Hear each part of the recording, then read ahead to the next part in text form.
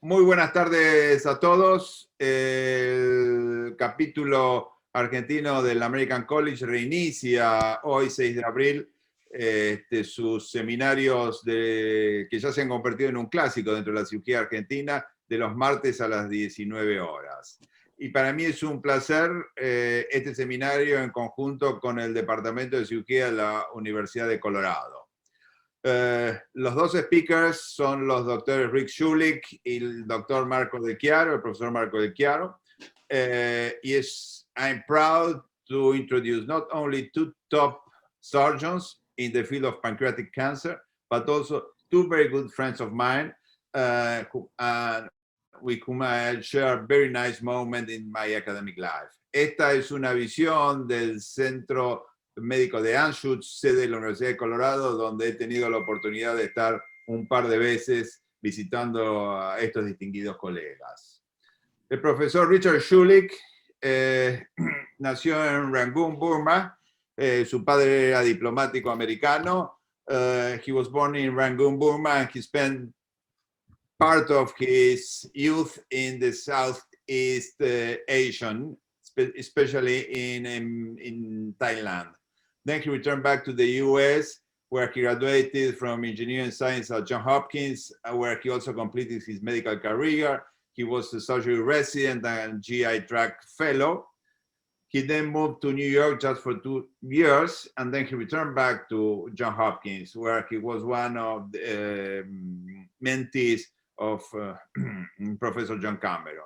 He completed an MBA also at the same institution, and in 2012, he moved to the University of Colorado, where he is currently the professor and chair of the Department of Surgery. He is the Aragon Gonzalez Justi Endowed Chair and Professorship, and he runs an amazing team of 225 full-time faculty, 77 faculty, 55 research faculty, and 135 residents and fellows. I was able to visualize and was a witness of that. And since 2018, he's the director of the U of C Cancer Center. Many accolades, and here I just a partial list of all the societies Professor Schulich is a member. I like to highlight some of them. The International Surgical Group, which is by invitation alone. He is one of the members of the Health Chair Society, which includes all department chairs who have been trained previously by John Cameron, the Denver Academy of Surgery, the James Ford, the American Surgical Association, the Hasse Society, where he was the secretary and treasurer, and where we met for the first time. So it's a pleasure to have Dr. Schulich with us. He's also a good friend. He was in Argentina before the COVID-19 pandemic, running the course, the gastrointestinal surgical emergency course in 2019.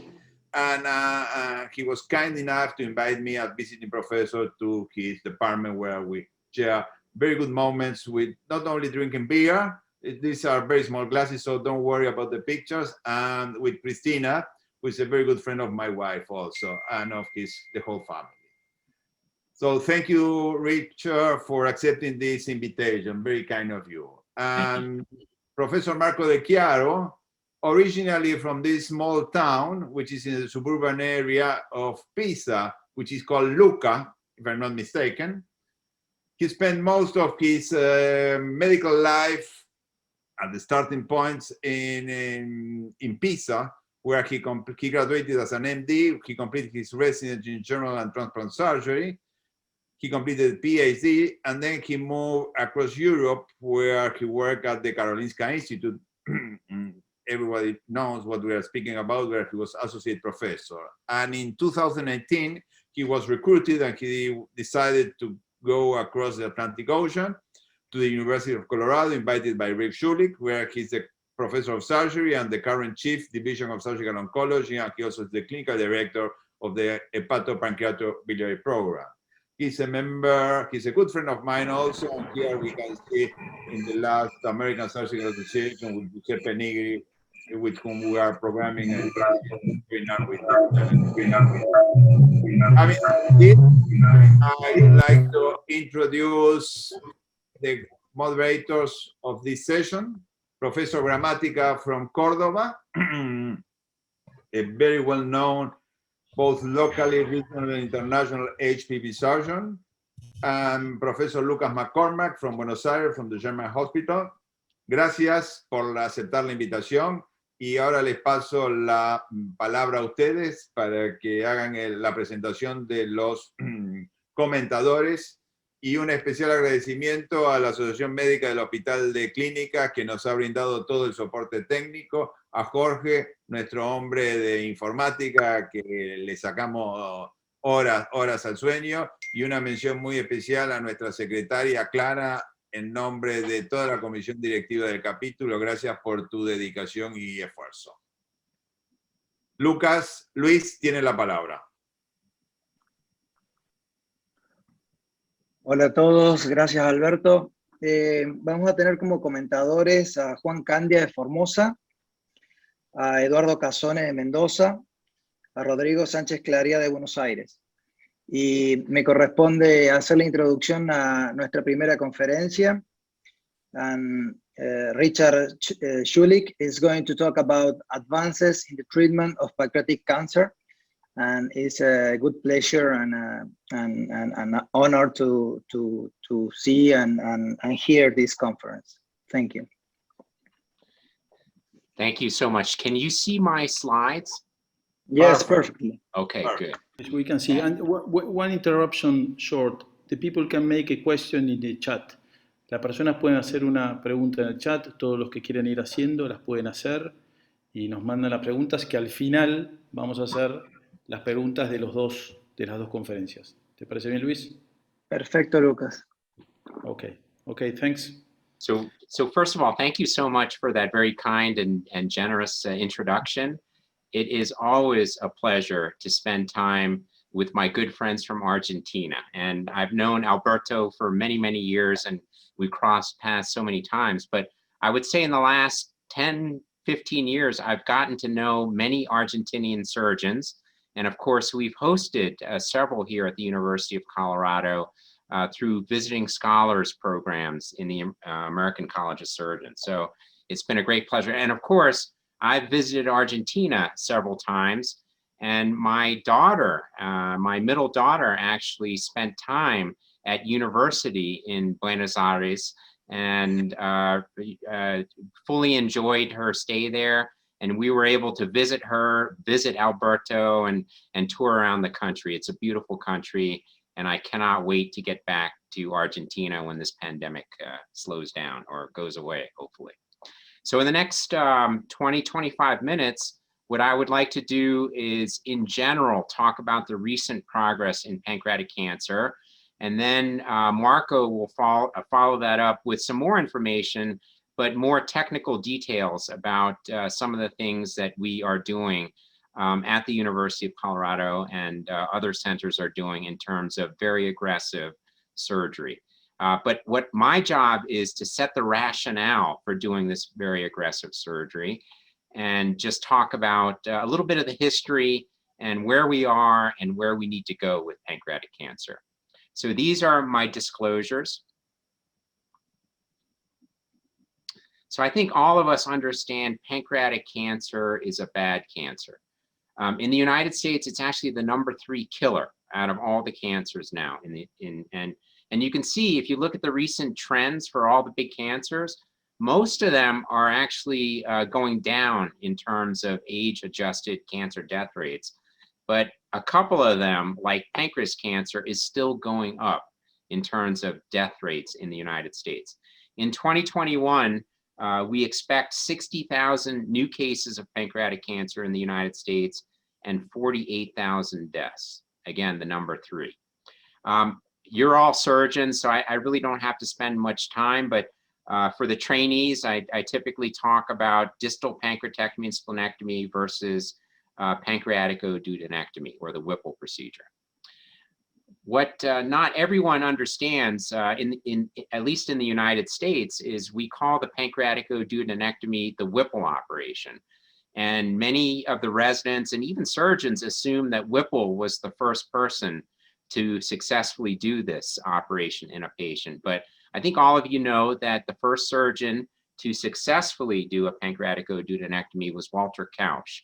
And he was a professor of surgery at Victoria Hospital in Berlin. And he actually did it more than 2 decades before Alan O. Whipple. But what Alan O. Whipple did was he reported his series at the American Surgical Association, which Alberto is very familiar with. And he presented a series of 3 patients in whom he resected ampullary cancers in successfully. And so that's why in the United States, we call it the Whipple operation. In Germany, they call it the Kausch operation. In many parts of the world, it's a Whipple-Kausch. In Argentina, I don't know what you call it. Maybe pancreatic duodenectomy is fair. But since the 1930s, the problem with the Whipple operation was that the operative mortality was very high for many, many decades. A third of all patients undergoing a Whipple operation or pancreatic duodenectomy died just from the operation. Morbidities have been high, and they still are high, and they're still high at the University of Colorado, but we know how to deal with it. Since about 1980 or so, there were many centers around the world, some in North America, some in Europe, Asia, South America, that started doing these operations with increased frequency.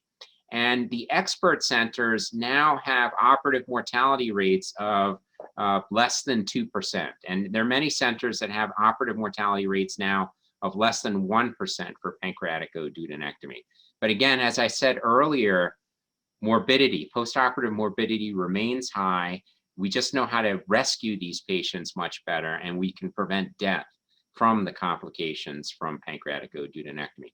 I just put these 2 faces up here because both of these people were mentors of mine and focused on pancreas operations and pancreas cancer. And John Cameron, of course, was chair of surgery at Johns Hopkins, and Murray Brennan was chair of surgery at Memorial Sloan Kettering. And I had the great privilege of learning from these 2 giants in surgery, and I am very appreciative of that. This is a paper from almost 15 years ago looking at the progress against pancreas cancer over the decades, the 1970s, 1980s, 1990s, 2000, and since then. And you can see, yeah, we've made progress over the decades. We've gotten a little bit better, but you know, long-term survival for doing a pancreatic duodenectomy in pancreas cancer patients still, you know, at best in this series was 20% long-term survival. Now, I'll show you data that we have actually made improvements in the last 10 years, but I would argue that, you know, we have a long way to go before pancreas cancer looks like colorectal cancer, or it looks like breast cancer, or some other cancers in which we've made a lot of progress over the last decade or 2. So what do we really need to accomplish in the next 10 years to really improve our results with surgery for pancreas cancer? Well, we need to continue to understand the molecular and genetic events that lead to cancer in patients. We need to prevent cancer, and a significant number of pancreatic cancers form because of lifestyle choices. We need earlier detection. We need better and more effective systemic therapies. And to put all of these things together, we need to take care of our pancreas cancer patients in multidisciplinary clinics. And I'll show you some data about this. And then towards the end, you know, we are foraying into minimally invasive Whipple operations, and Marco right now is setting up a robotic pancreatic duodenectomy program. I've got some experience doing laparoscopic pancreatic duodenectomy, and I will show you some data on that. But what I like to say to the lay people that I give talks to is, look, to get a handle on pancreas cancer, we need to prevent it. If we can't prevent it, then we need to detect it early. If we can't detect it early, we better have good therapies, right? And those good therapies are surgery, chemotherapy, maybe radiation therapy, although that's falling out of favor. And then we have to learn how to use immunotherapy. And that's what the rest of my talk will be geared towards. So this next slide, this is Bert Vogelstein, and he is the most quoted scientist in the world. And his earlier career was actually focused on colorectal cancer and the genetic changes of colorectal cancer. But towards the end of his career, he switched to pancreatic cancer. And I had the great privilege of participating with him in some studies.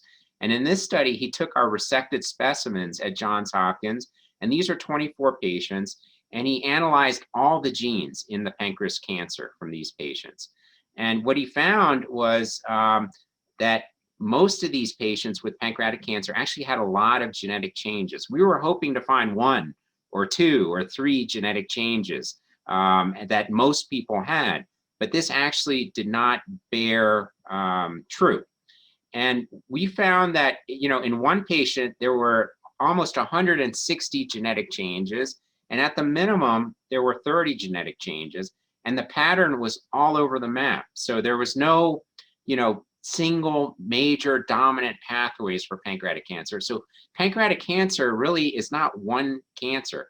Adenocarcinoma of the pancreas is 1,000 different cancers, depending on the combination of genes that are altered. So where has this gotten us recently? So, well, one example of how we use the genetics of pancreatic cancer is that we know that patients with BRCA mutations, BRCA1 and BRCA2, and of course they're also prone to breast cancer, are much more sensitive to platinum-based therapies and PARP inhibitors. And you can see that the patients who had BRCA mutations were the super responders to PARP and platinum-based therapies, whereas patients without BRCA mutations tended not to respond to the combination of PARP inhibitors and BRCA. So when we have a patient, and we actually do genetic testing on a lot of our cancer patients, if we see BRCA mutations, we're much quicker to go to platinum-based therapies and PARP inhibitors in the hopes that they are a super responder to this therapy. Now, I touched on risk factor, and we know what the major risk factors for pancreatic cancer: smoking, obesity, poor diet, of course, family history, and long-term diabetes. And it is estimated that if everyone stopped smoking tobacco, cigarettes, if we all stopped smoking, 1/3 of pancreatic cancers would go away. So we would decrease the burden of pancreatic cancer 1/3 if everyone stopped smoking. And we would probably pick up another 10% if we paid attention to our diet, exercise, and avoided being obese, right? So there's actually a lot of room for prevention in pancreatic cancer. And we, as surgeons, actually don't spend that much time talking about prevention in pancreatic cancer. And just to give you an idea, this is the work of Gloria Peterson, who, when she did this work, was at the University of Washington. And you can see that the odds ratio for developing pancreatic cancer goes up tremendously, depending on whether you smoke or you smoked in the past, or whether you have long-standing diabetes. And you can see these odds ratio go up a significant amount. Another thing that we've learned about pancreatic cancer, and again, this is from Bert Vogelstein's work and many other researchers around the world, but the pancreatic ductal mucosa goes through a change from normal epithelium through pannins, high-grade pannins, to actually adenocarcinoma. And there's typically some key genetic changes that occur along the pathway. So as we understand what these genetic changes are, maybe there's an opportunity to pick up pancreatic cancers earlier than we are picking them up now. And just to give you an idea of this, there's this concept of a liquid biopsy that's being developed, where you just sample blood from a patient or a subject, and you analyze the circulating tumor cells that, if they're present, circulating DNA, circulating RNA, and you can look into a very specific compartment called exosomes that tend to have this genetic material concentrated. And the advantage of this is you don't actually need a mass to target. It's a simple blood draw and then analysis in the laboratory. And it's potentially a much more efficient way for surveying patients, not only for pancreas cancer, but from all the cancers, as long as you understand the DNA and RNA signature that the various cancers have and what types of material these cancers shed into the bloodstream. Another opportunity to pick up pancreatic cancer early is understanding that some cysts can develop into pancreatic cancer. And in this cartoon, you see a bunch of different cysts that are being displayed. And it's the mucinous cysts that can turn into cancer and are pre-malignant. So serous cyst adenomas, totally benign, do not turn into cancer. Pseudocysts are sequelae of pancreatitis, but mucinous cystic neoplasms and intraductal papillary mucinous neoplasms can turn into cancer. And depending on what subtype they are, whether they're main duct or side branch, or the exact characteristics of side branch, that can give you an idea of the risk in terms of harboring an occult cancer or developing into a cancer. And this is actually the European guidelines that was led by Marco, and I had the great pleasure of participating in. And I think this actually does, hopefully without insulting anyone, the best job of simplifying this as much as possible about what to do with a suspected IPMN or a mucinous cystic neoplasm. And it gives relatively clear-cut, straightforward recommendations of what to do. Of course, you always have to take into account the medical condition of the patient before recommending surgery, and you have to weigh that into the equation in terms of should the patient get an operation or not. And I'm not going to spend more detail on this because this subject alone can take a full hour for discussion. Another thing that I've participated in is screening individuals from high-risk families, so families with 2 or more first-degree relatives who undergo surveillance over time. And I won't read through all the details of this study, but it was led by Mimi Canto, a gastroenterologist at Johns Hopkins. And for a long period of time, we actually followed patients and put them under surveillance.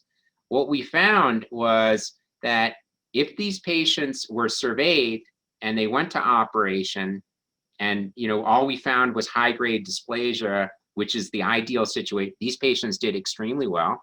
But even if we resected a cancer during surveillance, these patients tended to do much better than those who were not surveyed in this program. So these were patients who initially we signed up, but then they decided not to undergo surveillance. But when they developed a cancer, they did not do well. So there's some evidence that putting high-risk patients into a surveillance program may help these patients and may extend their life and may prevent the development of pancreatic cancer.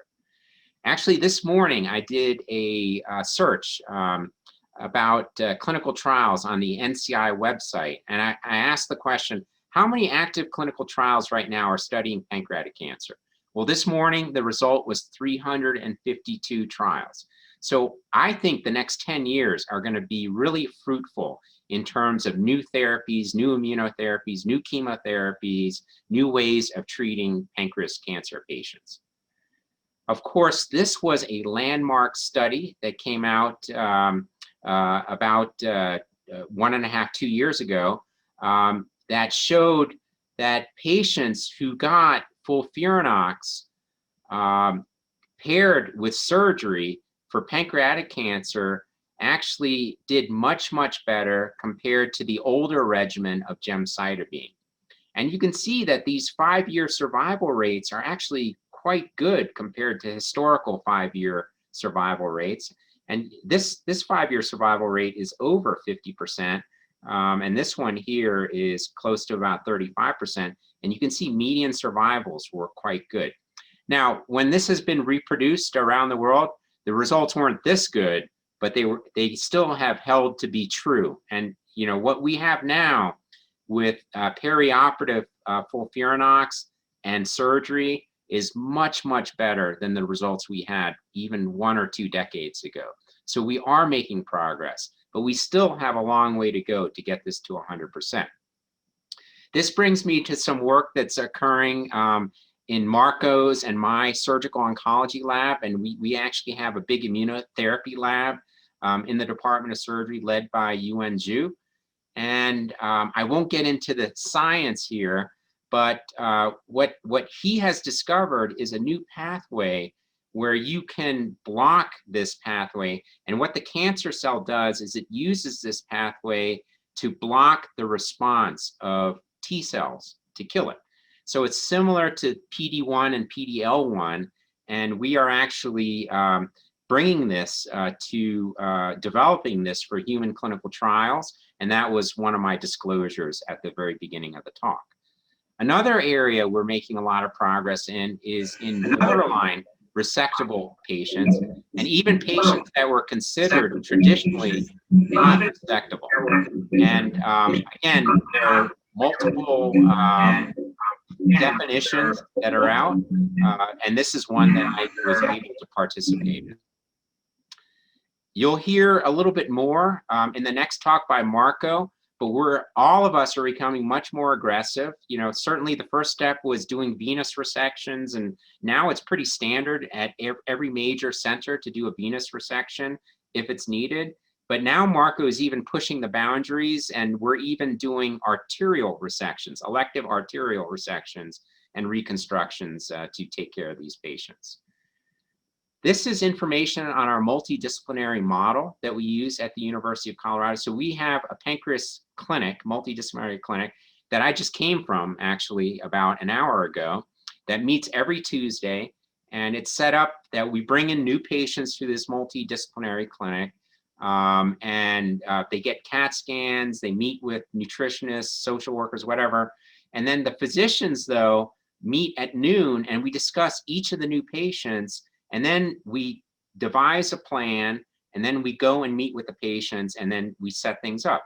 And this is a very efficient way for the patients. They get everything done in one day, everything's set up, the course is set out, and because of this, we've actually been able to build our pancreas resection volumes to a very high level here at the University of Colorado. We were hindered a little bit by the COVID pandemic, but now our numbers are actually back up, and we hope to be beating some of these numbers in the next year or two.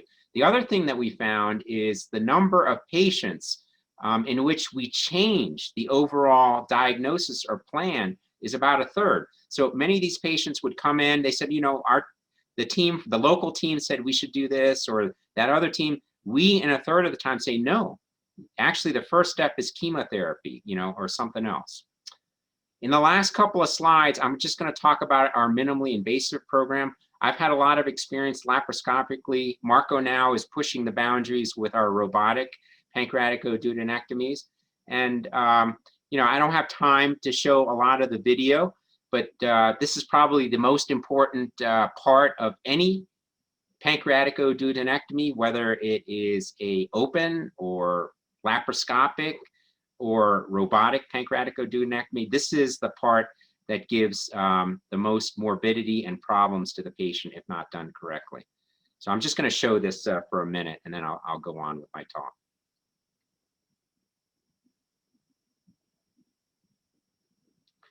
So this is the posterior outer layer, and we're just doing a V-lock suture.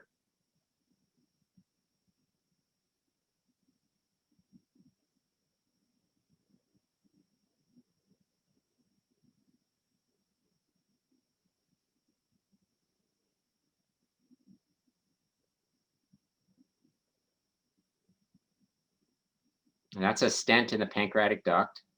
We're making a hole in the jejunum, and we do a duct to mucosa anastomosis.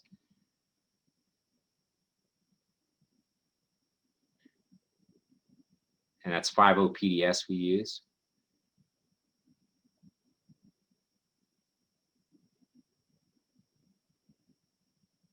And just like the open operation, we just circumferentially put interrupted sutures and finish the anastomosis in duct to mucosa form. So I'm not going to show the rest of this video, and I'm just going to move on because of time. And you can see that there's a huge learning curve to the laparoscopic approach, and there's a huge learning curve to the robotic approach. You can see operative time got better from the first group of patients compared to the last group of patients. Our grade B pancreatic fistulas improved, delayed gastric, everything improved over time. And luckily, in both time periods, we had 0% operative mortality, but you can see the morbidity was quite high, but we were able to improve this with experience with the laparoscopic approach. And this is just a graphical way of looking at the exact same information. This was our early experience and all the different complications, and this was our later experience. So in summary, pancreatic cancer is a deadly disease. We now can perform pancreatectomy with low mortality, but we still have a high complication rate. I didn't show you this information, but best results are accomplished at high volume centers. To impact survival, we talked about each one of these things. I won't read them again. And we are now foraying into minimally invasive pancreatic duodenectomies and of course distal pancreatectomies, and we'll see where that goes. And Alberto showed you this campus here, but we're very proud of it. And you know, if I look out of my window right now, there are 4 cranes erecting buildings right now. So we are rapidly growing here at the University of Colorado. Of course, this is what we like to do in the winter. And I actually run across many Argentinian folks during your summer and our winter on the ski slopes, and enjoy having them. This is Denver during the summer. Our summers are beautiful here with great weather. This is what I like to do in the summer in Colorado. This is just a picture of Denver at night. And I want to brag about this. This is really important. US News and World Report surveys the top cities in the United States to live in. 4 out of the 5 top cities in the United States to live in, ranked by US News and World Report, are in Colorado, with Denver being number 2. So thank you very much for your attention, and thank you for the privilege of presenting at your society meeting, your Congress meeting here.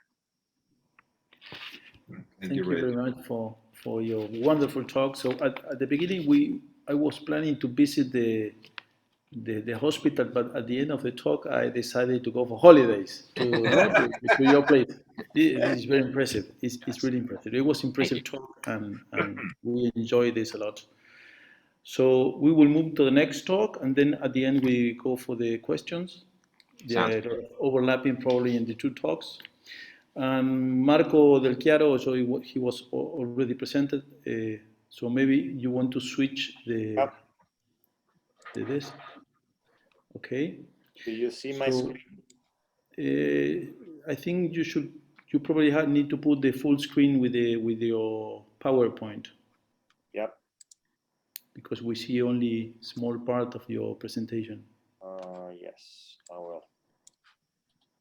I think we are this. Do you see now full screen? Yes, we see it perfectly well. Okay. So the topic is locally advanced. It's a very interesting topic for all the pancreatic surgeons who are dealing with this dramatic situation sometimes. So please. So thank you. First of all, thank you really very much. This is a great pleasure for me to be here this night. And you know, I'm only sorry that I couldn't come. I'm living in the second best steak country, but I couldn't be in the best steak country in the world. I mean, I will never forget the meat in Buenos Aires. That's for sure is the best. Besides, but that's come even first, staying together with great friends. And many one that, you're right, speak Italian, but I understand the Italian spoken in Argentina. So thank you again very much for the invitation. And I want to just declare my conflict of interest here, and also saying that most of the things you will see this night in my presentation, in fact, are not really coming from a strong evidence, but mostly by experience and really low quality studies. But still, I mean, something is moving in this topic. So I want to start saying how we define the resectability of pancreatic cancer today. And let's say that to be short, and maybe it's a little bit unfair, but to be sure, we base our decision on radiology. we see metastatic disease, and then, we go to palliative chemo in the super large majority of cases. In case we don't see metastasis, we have a classification. Here you see reported there are several, the one on NCCN, that is extremely accurate classification anatomically, but mostly is a technical classification. If you go to look in the literature, there is a really minimal evidence that this classification corresponds to survival. In the other word, we can say that if we speak about locally advanced pancreatic cancer, in my opinion, we can divide the two definitions. One is how the disease is advanced, which is a biological parameter that not necessarily correspond to which kind of vessel is invaded, and this is basically influence survival. And then we have actually an anatomical classification of locally advanced pancreatic cancer, which means which kind of structure are involved by the tumor. And that's mostly influenced technical aspect, potentially morbidity and mortality of the operation, but not necessarily as a strong influence in survival. And I think one of the huge problem in definition in having comparable results in this topic comes really by a very much inhomogeneous definition of this part of the disease.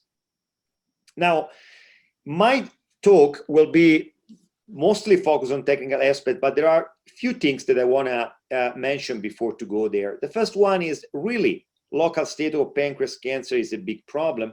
When you look data in literature, you realize that probably is not. This paper from Hopkins published in 2018 showed that in overall cohort of patients undergoing resection for pancreas cancer, local recurrence account as a minimal problem compared to distal metastasis. Because pancreas cancer is a systemic disease, right? When you compare then, survival divided by stage, this is a paper published by the Dutch study group on pancreatic surgery, you realize that we still lose several patients in the first year after surgery independently by the T status. So the T status is probably one of the major points that make us making decision in resectability, but there's a very minimal evidence being able to influence survival in pancreatic cancer. And the proof and the reason why is that is in this paper, again from Hopkins, under 36 resectable pancreatic cancer, in 96%, they identify circulating tumor cells DNA, which means that basically every pancreas cancer patient, independently by the T stage, independently by primary resectable, borderline or locally advanced, as a metastatic disease. Now, to try to overcome this problem, and in my opinion, that's is something that is shifting more and more even for what we used to call primary resectable. What was introduced a few years ago and improved a lot, especially with the advent of FOLFIRINOX, is the use of chemotherapy before surgery. But even this aspect, and I will go more in detail about that, the use of chemotherapy before surgery, which is the goal of this chemotherapy, to shrink the tumor, to do a downsize of the tumor, almost never happens. But we know that that not necessarily corresponds to absence of response.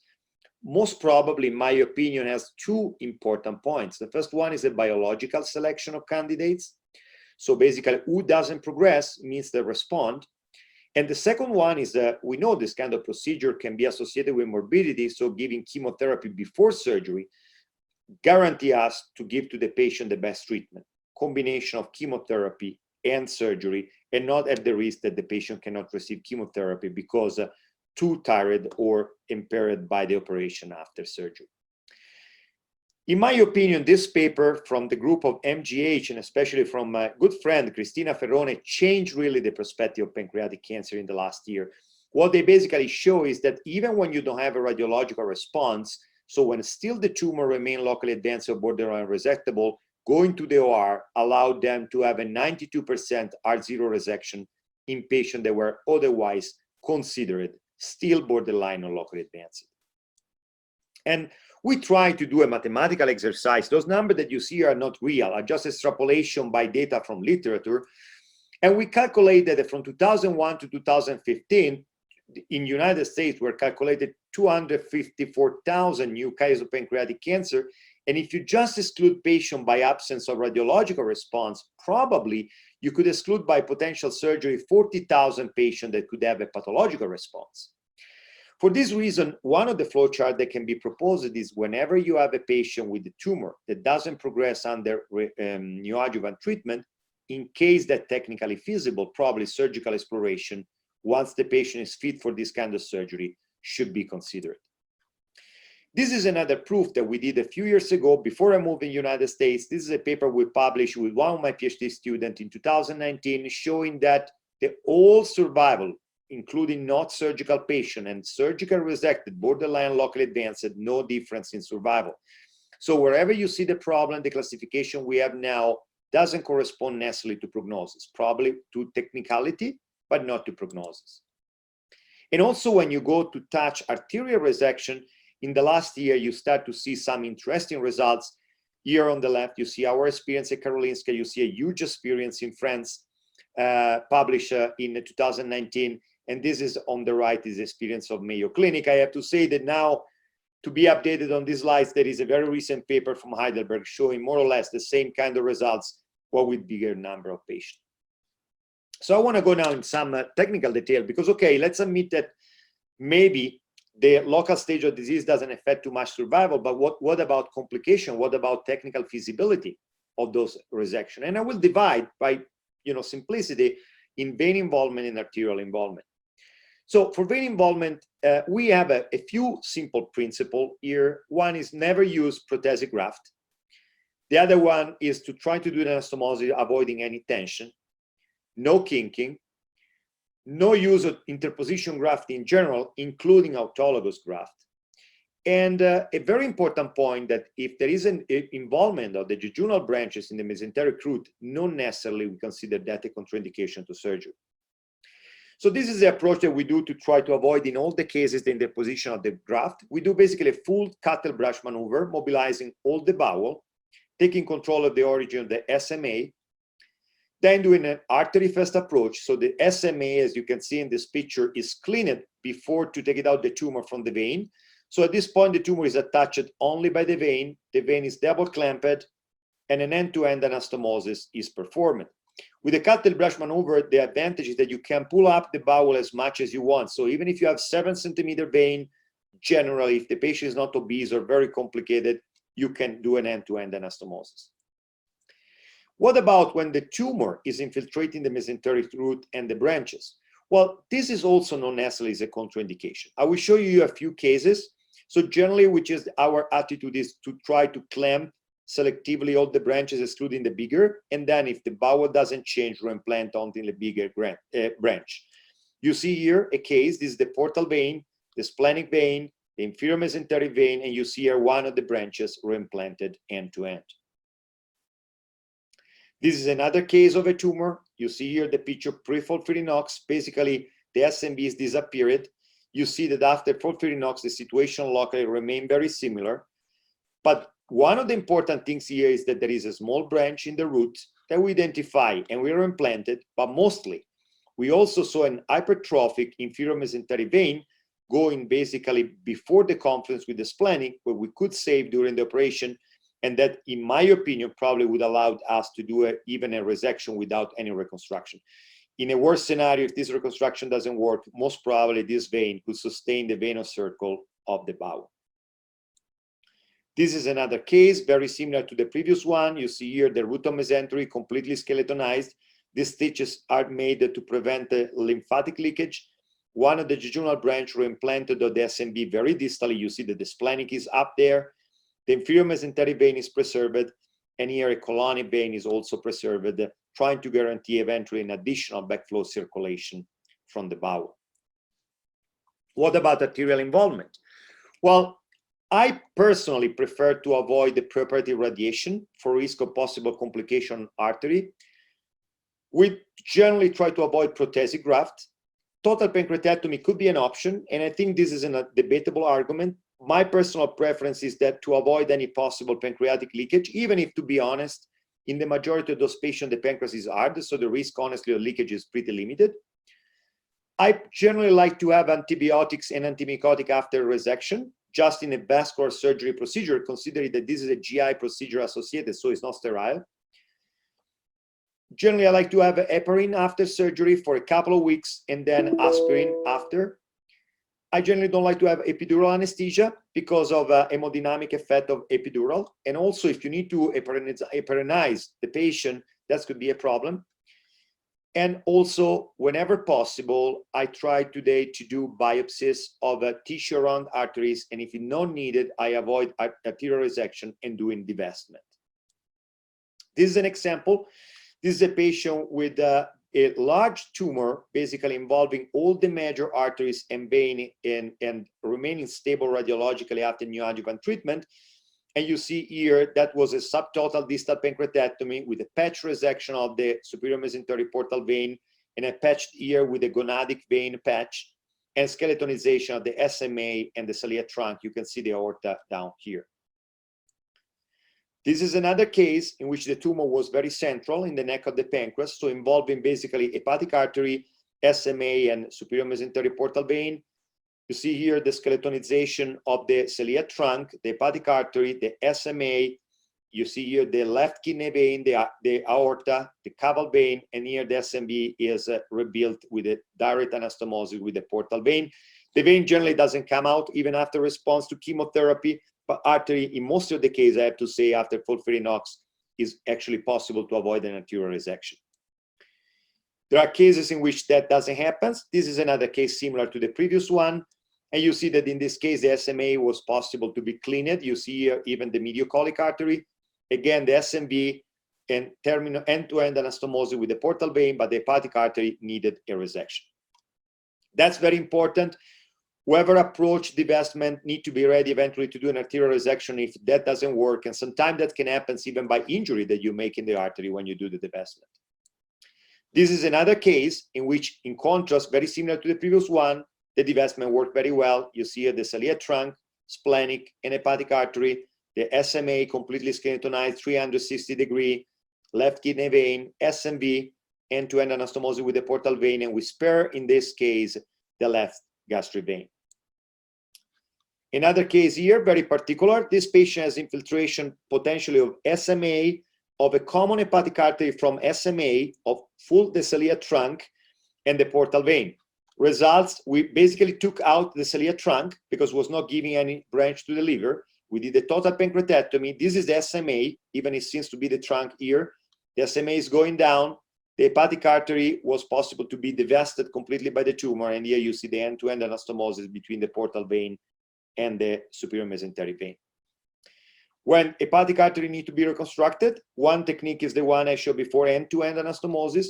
This is another technique I generally like. In this case, I use a rotated splenic artery and doing an end-to-end with the right hepatic artery. You see here probably the anastomosis. And this is a case in which the right hepatic artery was coming from the SMA. No, sorry, only the right hepatic artery was involved, and we rebuilt the hepatic artery with the mediocolic artery. The hepatic artery was small in caliber, with the end-to-end anastomosis, and the portal vein again is reconstructed with the end-to-end anastomosis with the superior mesenteric vein. Finally, tumor in the root of mesentery. This tumor was engaged simultaneously SMV and SMA, and basically we prepare everything. You see here the body and tail rotated. Here is the head of the pancreas. Here is the root of mesentery completely skeletonized, the original SMA from the aorta, and you see here the reconstruction with an auto bowel transplantation after a full cattle brush maneuver, end-to-end anastomosis of the SMA and of the SMV.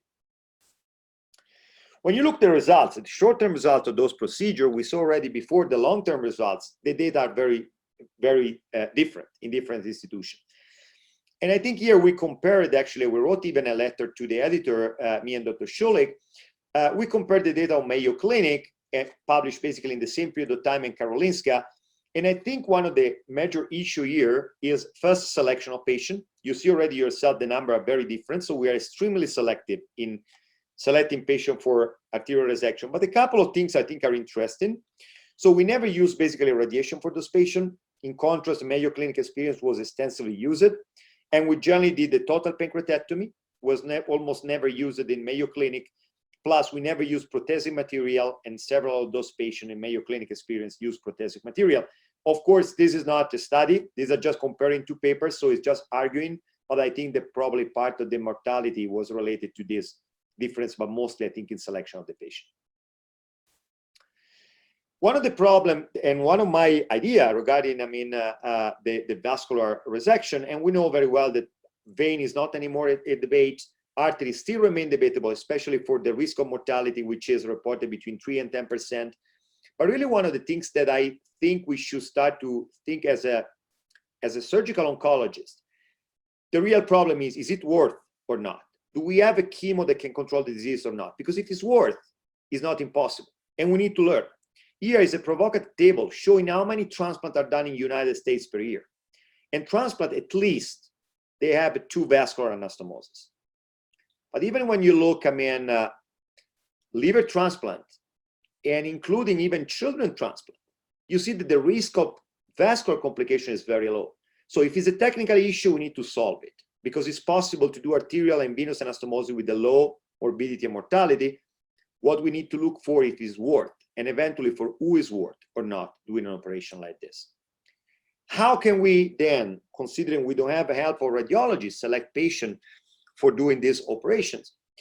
And there are several parameters indicating us response or not. Probably the most important user is CA19-9, but when we analyze this data at Karolinska, we show that CA19-9 correlate with survival, but still, for every level of CA19-9, the patient underwent surgery, matched for same level of CA19-9 were doing better than the patient that didn't receive surgery. Therefore, a few years ago, together with a fellow of us, we did this sort of nomogram that was looking only in preoperative variables, useful to create a nomogram and predict survival in pancreatic cancer. And very interesting is that we found that the tumor size was a prognostic factor, but the T stage was not. T4, which means vascular infiltration, was not prognostic factor on 8,000 basically pancreatic cancer patient analyzed in the National Cancer Database. So what became important was the use of neoadjuvant treatment, CA19-9, tumor size, age, facility type with an advantage for academic one, and other parameters that you can see here. And what we built at the end was a classification of resectability based on prognosis and not on anatomy. So good prognosis patient should be probably considered resectable independently by the T stage, and poor prognosis patient independently by the T stage, even if they are primary resectable, probably should not be resected.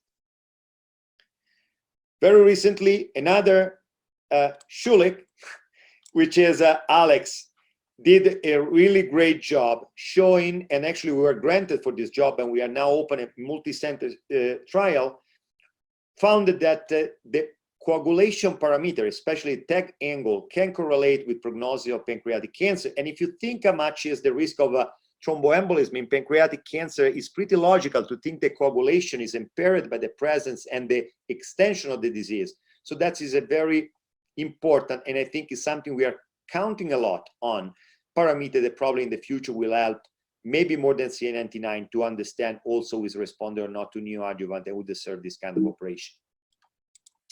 So in conclusion, I want to say that the local extension of the disease in pancreatic ductal adenocarcinoma is a technical issue, but not necessarily correlate with survival. Radiology cannot help us too much. So no response doesn't mean absence of response.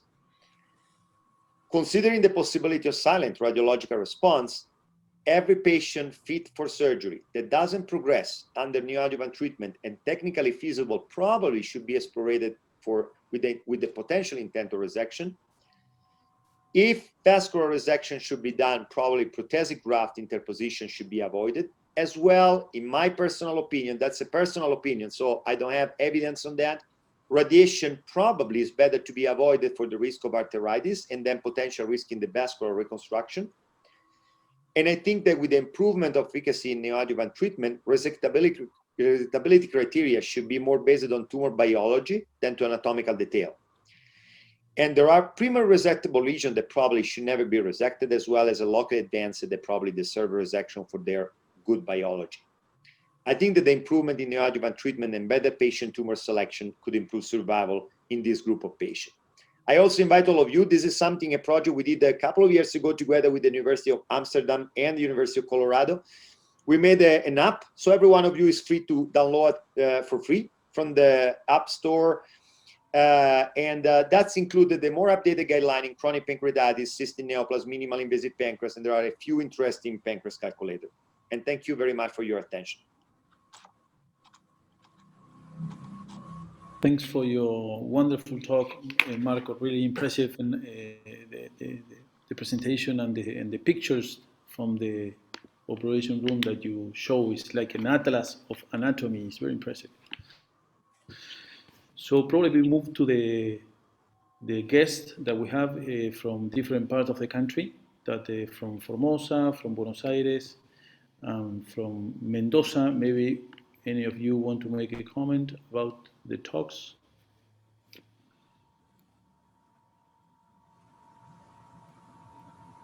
I can start, if you let me start, I can start with the question so I break the ice.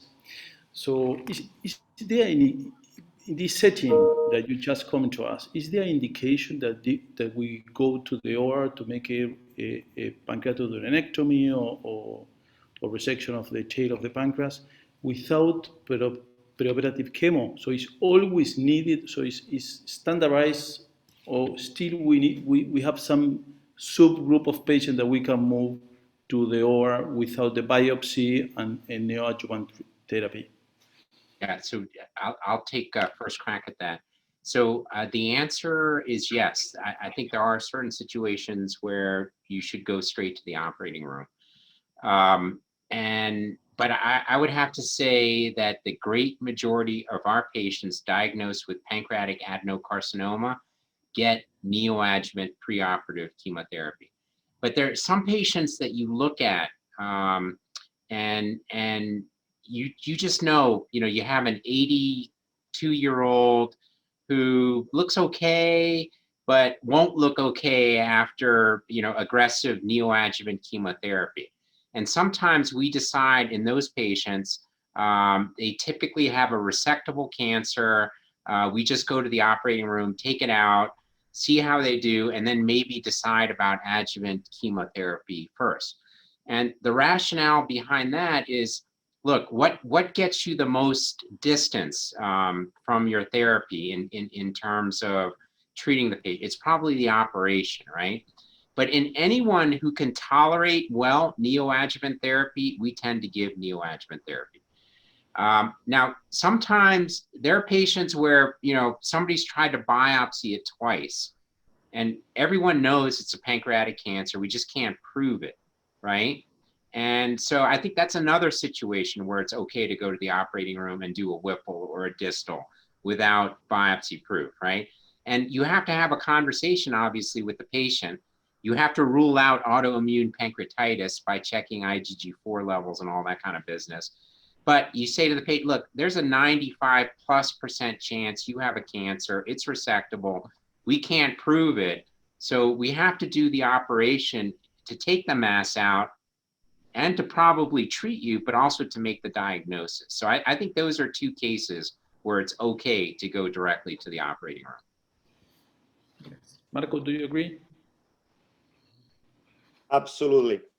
That's, well, we work in the same place. So of course, we agree. I think also, that's probably coming in the category of the old patient. If the patient cannot have an efficient neoadjuvant treatment, sometimes we go in, for example, if you can have only some gemcitabine without, combination or something like this, sometimes we the oncologists themselves, they say, okay, let's go first. But this is in the same category of old patient, not fit patient. I have one question from Martin Palavecino. I don't know if you want to make it, or you, Eduardo, you have any commentary? That's all. I would like to congratulate for the wonderful talks. I would like to ask to Dr. Dickel. He talked about the impact of precision medicine to know about the more molecular and genes in pancreatic cancer. We know that in a state they have the PAT scan, the network, in Know Your Tumor. I would like to ask him if you enroll all of your patients or you select some of the patients. how do you work to try to enroll these patients because they present a 2.5-year survival in these specific patients? I know that they are selected patients, but we don't have this opportunity to have this network in Argentina. That's why I would like to ask your experience there. Yeah, so we actually have access to both national testing mechanisms like Foundation One and others, but we also have in-house ability to sequence and test for genetic changes. And depending on what clinical trials we are running, we will ask for patients to undergo genetic testing in the hopes that they will fit the priorities for that trial. So we do not test everyone, but I think there's a point in the future where everyone with most of the cancers we're dealing with will be genetically tested. I don't know whether that's 5 years from now or 10 years from now, but I know some point in the future, it's going to be so cheap and it's going to be so easy that we're going to do it for everyone. Of course, with pancreatic cancer, the difference genetic testing makes now is not so great compared to, say, colorectal cancer or breast cancer or maybe even melanoma. The choices we have in terms of therapies that are based on the genetic changes are very limited now. But I think that will change in the next 5 and 10 years. So I think we'll be using it more often. And at some point, we will do it on everyone. Okay. Dr.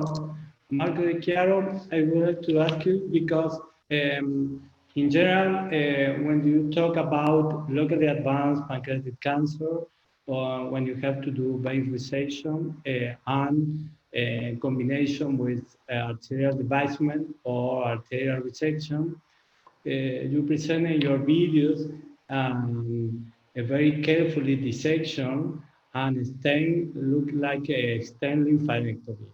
I want to ask you about two points. One point is you put in your slide that you make a biopsy of this retroperitoneal or the visual scar around the arterial. This is the blood pain, and if this biopsy are positive, you stop your resection of your continuum because this is a blind point in general to people discuss. And the other ask you if you consider that in this case there is a proper place to extended lymphadenectomy that in general the papers talk about there's not benefits in overall survival. Yeah. So, I start from the second question, which is easier, and then I go to the first one, which is more complicated. So no, I don't believe that a standard lymphadenectomy increased survival. We don't have evidence in that. So I mean, it's not like this. The problem is that to prepare safely all the vessel to be resected or skeletonized or to do this kind of resection, we need to have control of the vessel. To have control of the vessel, we need to take it out what is around the vessel, which generally are lymph nodes. So to be very clear, I mean, the only reason why I'm doing this kind of cleaning around the vessel is for allowing me to do a resection safe and to be ready for reconstruction or this kind of stuff. It's not for lymphadenectomy purpose. If your question was related to the lymph nodes between the cava and the aorta, that's I generally do for staging purpose because that is a station that give you M1 disease. So I think I want to know at the end of operation if they're positive or not. The real question is, should we sample those lymph nodes during surgery, eventually abort surgery? And this is something that has never been decided in pancreatic cancer. There were many questions about that. But in fact, I think that I'm not a pathologist, but I think the accuracy in lymph node assessment in frozen section is pretty low. That's, I think, one of the reasons why we don't basically do that. Regarding the biopsy, that's in contrast is a very complicated situation. So I try to give you a little bit of example of what I'm doing. Let's imagine you have a patient that gets FOLFIRINOX and he has an SMA infiltration up to the aorta. The infiltration remains exactly the same after FOLFIRINOX, but CA99 is normalized. So what generally I do in this case, I explore the patient, I take around the tissue around the SMA at the origin from the aorta and I send from frozen section. If it's positive, over. Because of course, I mean, I cannot have a negative margin and I will leave probably a macroscopic disease there. But if it's negative, then I start the divestment process. And at a certain moment, the divestment doesn't work and there is tumor, then I do the arterial resection. Otherwise, I do the divestment. So whenever I have a radiological contraindication to the resection, but I'm not sure it's a viable tumor or if it's that tumor, then I go intraoperatively to check this margin. And if it's positive, I abort the operation. That's more or less what I do generally. Thank you. Thank you. I think Rodrigo, there are some questions from the public. There is 2 or 3, actually. Martin Palavecino want to ask both about if there is any role for resection in patients with resectable liver metastasis. So the answer to that is maybe. I also want to say hi to Martin. He visited us for a week a couple of years ago. And it's good that he's asking this question. So we actually have not infrequently now explored a patient for pancreatic cancer, found a liver metastases, biopsy, proven it, did a palliative procedures, closed the patient, and then they get chemotherapy, you know, for 1 year, 1.5 years. And then they come back to clinic and the CAT scan shows that the main tumor is smaller, it's resectable, and there are no signs of metastases anywhere. And in those patients, we will re-explore that patient. About 50% of the time, we will find metastases again, unfortunately. But the other 50% of the time, we will actually go ahead and resect. And so I think in this situation, we are selecting a very small select subset of patients who have a great biological response to systemic chemotherapy and are likely to do well, maybe whether you resect it or you don't resect it. But we're surgeons, right? So we explore the patient and we take it out. And there's no way to do really a good study on these patients because this doesn't happen often enough where you could do group A versus group B, nor can you really fully stage the patient without looking and doing further biopsies and that. But I do think there's a subset of patients where doing the resection, I'm not saying causes long-term survival, but is associated with long-term survival. I don't know what is causing what, but I do think there are situations where you want to consider that. Bien, Rodrigo, querías hacer un comentario vos, ¿no? Sánchez Claría. Yeah.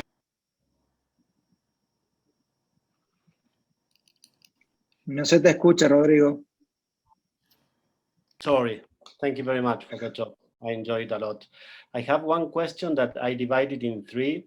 So the first part of the question is about radiotherapy. In which patient do you prefer do radiotherapy? And if you prefer the long one or the short one? The second part of the question is about when you are going to, the patient already complete the FOLFIRINOX, how do you evaluate this patient if it's going to for surgery or not? You use PET scan, you use only MRI. What is the importance of the CA99 when you are evaluating surgery for the patient?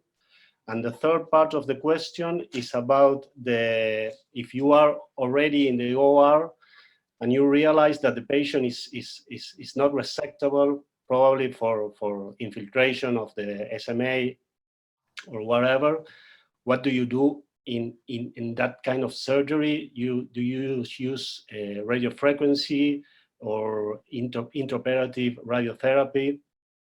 So that's my 3 questions. So maybe Maybe I'll answer some of those in very short fashion and hand it to Marco, and others maybe a little bit longer.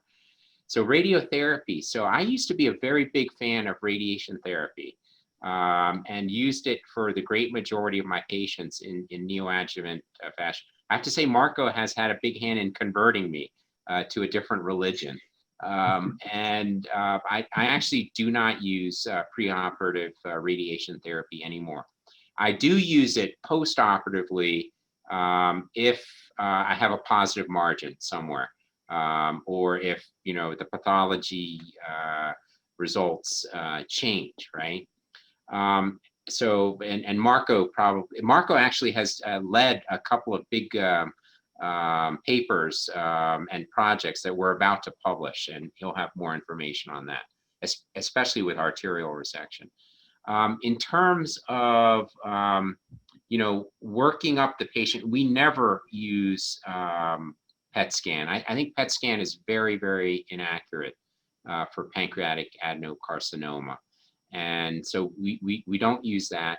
And then your last question was, what do you do if the patient is unresectable? So, typically unresectability now for us is, metastatic disease, right? Locally advanced cancers, we typically know about that preoperatively with the imaging that we use, and we're prepared to do whatever vascular resection is required to get it out. Now, there's some instances where it's just too much and we decide to back out, but it's the metastatic disease. We do not use any intra-op radiation therapy. We do not use electroporation. I don't think the data are good enough to support its use, nor does it add any benefit in terms of survival or even local control, as far as I'm concerned. So we used to do electroporation in the operating room. I've done,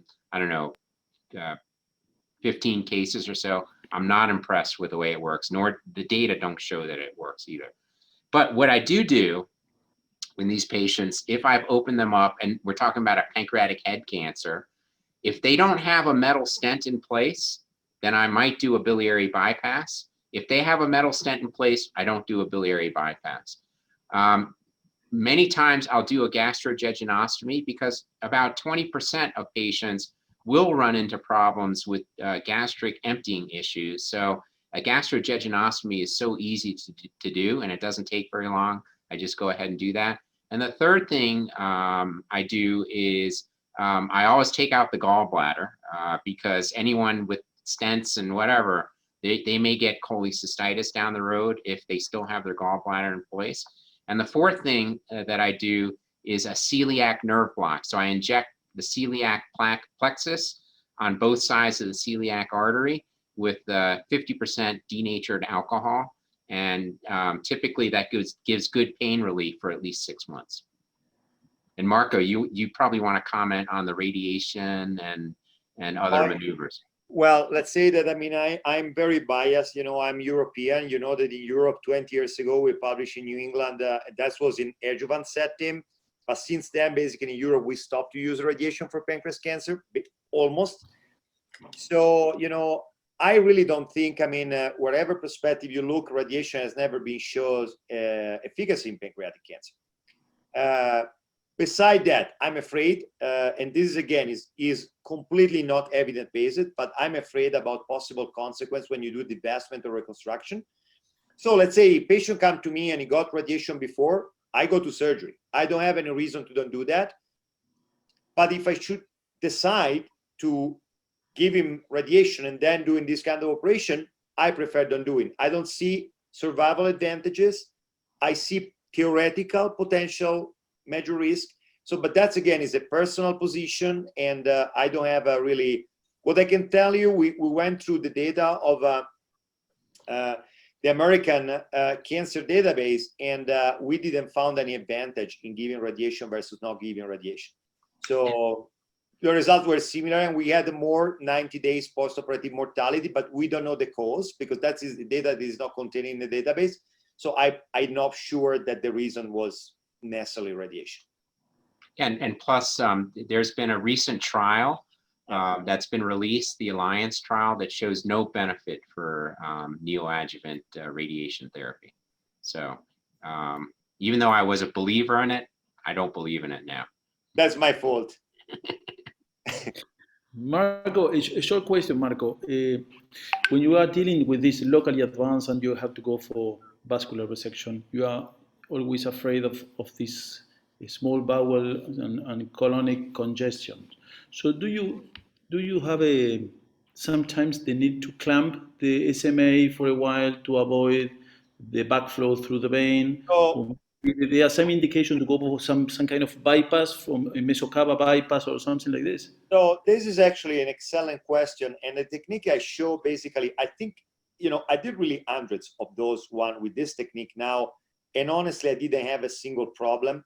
But actually, I had this problem before, because before doing that, what I was doing, I was using a jugular vein interposition. And that means 2 anastomosis. And that means that I was clamping the SMA. Yes, I did. Now I don't do anymore. The median time of reconstruction with this technique is 7 minutes. So whatever basically you do, you never had congestion enough to require an arterial clamping.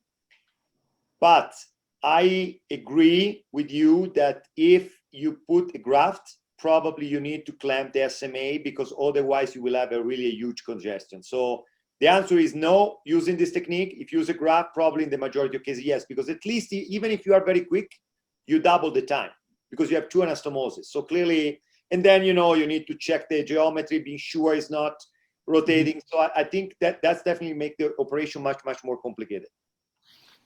Okay, very good. Lucas, I have one question, one short one. Yes, probably the last one, no? It's very short. How do you deal with the diarrhea when you do the SMA resection or reconstruction? That's actually extremely good question. So I have to tell you 3 things. First of all, surprisingly, even if you do divestment, it's exactly the same, but surprisingly, not every patient developed diarrhea. And I am very surprised as well, but not everyone developed diarrhea. When they develop diarrhea, generally there is a hope that it will go better. So generally over time, they improve. However, let's say I start generally with the normal antidiarrheic. I try to use the best diet as possible, combining with the best dose of creon. I was used to use octreotide analogs, and I cannot use ear because apparently I'm not registered for this indication. And that also gives some helps. I don't know if you can use in Argentina, but that's, is something that in my experience works. And then you can start with, sort of opioids and this kind of stuff, which is also another possibility to reduce diarrhea. To be honest, I never use opioids up to now. So all the cases I had diarrhea were pretty well manageable with the normal antidiarrheic drugs, diet, and some, precaution. So I didn't have really terrible episodes, but in the past I did. And that's, I treated generally with octreotide. Okay. Can I make a last question and we close, Lucas? Mr. President.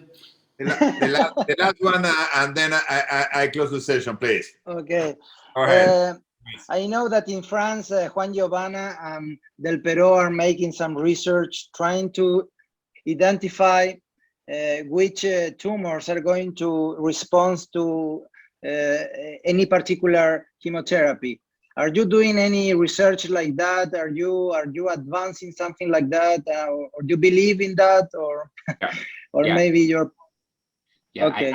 I believe in that. We believe in that, but it's very religious right now. But I do think we will get to a point where we understand what the genetic signature actually means. But the only way to get there is to collect data for now, right? You have to have a big enough database of resected specimens, genetic changes, and what happened to those patients over time with what drug regimen, right?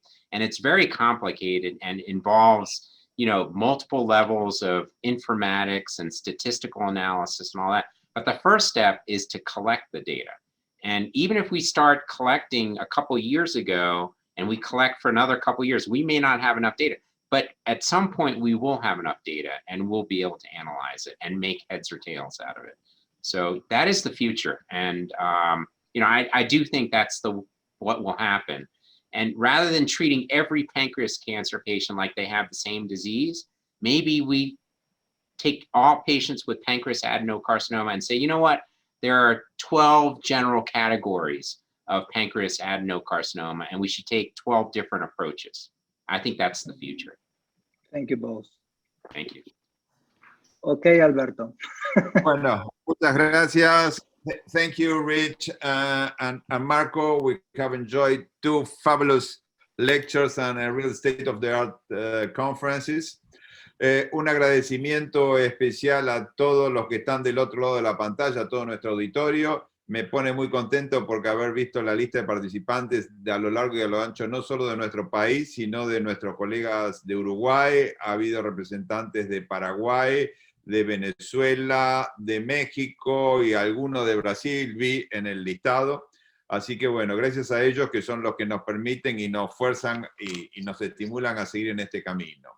Un agradecimiento especial a todos los capítulos, sociedades de la Asociación Argentina de Cirugía que han colaborado con la difusión de nuestra actividad académica ya ensamblada los días martes.